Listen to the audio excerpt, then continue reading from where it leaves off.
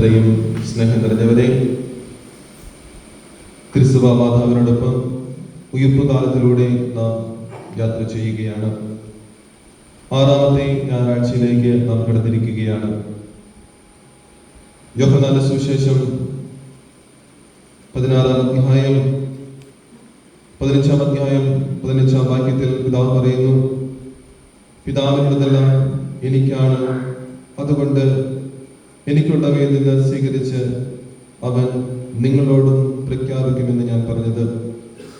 ഈ ഉയർപ്പ് കാലത്തിൽ നാം പ്രധാനമായും ധ്യാനിക്കുന്നത് യേശുവും നമ്മിലും തമ്മിലുള്ള ഐക്യത്തിന്റെ കഥകളാണ് നാം ധ്യാനിക്കുന്നത്.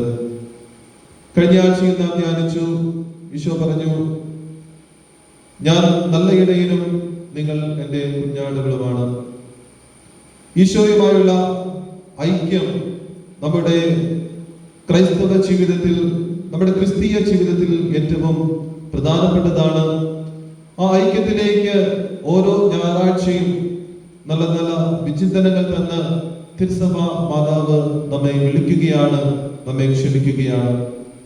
ഇന്നും അതുപോലെ ഈശോയുമായുള്ള ഒരു ഐക്യത്തിലേക്ക് തിരുസഭ മാതാവ് നമ്മെ വിളിക്കുമ്പോൾ യോഹന്നാൻ പറഞ്ഞു വെക്കുന്നു, യേശു പറഞ്ഞു, സത്യം സത്യമായി ഞാൻ നിങ്ങളോട് പറയുന്നു, പിതാവ് ചെയ്തു കാണുന്നതല്ലാതെ പുത്രന് സ്വന്തം ഇഷ്ടമനുസരിച്ച് ഒന്നും പ്രവർത്തിക്കുവാൻ സാധിക്കുകയില്ല. എന്നാൽ പിതാവ് ചെയ്യുന്നതെല്ലാം അപ്രകാരം തന്നെ പുത്രനും ചെയ്യുന്നു. തന്റെ പിതാവുമായി തനിക്കുള്ള ആത്മബന്ധത്തിന്റെയും തന്റെ പിതാവുമായി തനിക്കുള്ള സ്നേഹബന്ധത്തിന്റെയും കഥ ഇന്നത്തെ സുവിശേഷത്തിൽ ഈശോ നമ്മുമായി പങ്കുവെക്കുകയാണ്. ഈശോ പറയുന്നു, സ്വമേധയാ എനിക്ക് ഒന്നും ചെയ്യുവാൻ സാധിക്കുകയില്ല.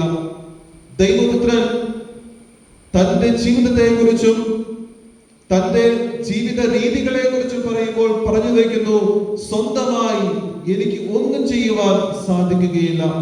ഞാൻ എന്തെങ്കിലും ചെയ്യുന്നുണ്ടെങ്കിൽ അത് എൻ്റെ പിതാവുമായി എനിക്കുള്ള ബന്ധം വഴിയാണ്. എൻ്റെ പിതാവുമായി ഞാൻ ഐക്യപ്പെട്ട് ജീവിക്കുമ്പോഴാണ് എനിക്ക് എന്തെങ്കിലുമൊക്കെ ചെയ്യുവാൻ സാധിക്കുന്നത്. പ്രിയപ്പെട്ടവരെ, നല്ല തമ്പുരാൻ ഇങ്ങനെ പറഞ്ഞു വയ്ക്കുമ്പോൾ നാം ചിന്തിക്കണം, നാം ധ്യാനിക്കണം, നമുക്ക് നമ്മുടെ ദൈവവുമായിട്ടുള്ള ബന്ധം എത്രമാത്രം ആഴത്തിലുള്ളതാണ്. നമ്മുടെ ജീവിതത്തിൽ, നമ്മുടെ ജീവിത വഴിധാരയിൽ നാം എന്തെങ്കിലുമൊക്കെ നല്ല കാര്യം ചെയ്യണമെങ്കിൽ, നമ്മുടെ കുടുംബ ജീവിതവും നമ്മുടെ വ്യക്തിപരമായ ജീവിതവും വളരെ സന്തോഷം നിറഞ്ഞതാകണമെങ്കിൽ, പ്രിയപ്പെട്ടവരെ, നമുക്ക് ദൈവവുമായിട്ടുള്ള ഒരു ബന്ധമുണ്ടാകണം. ആ ബന്ധം വളരെ മെച്ചപ്പെട്ടതാകണം, വളരെ ആഴത്തിലുള്ളതാകണം.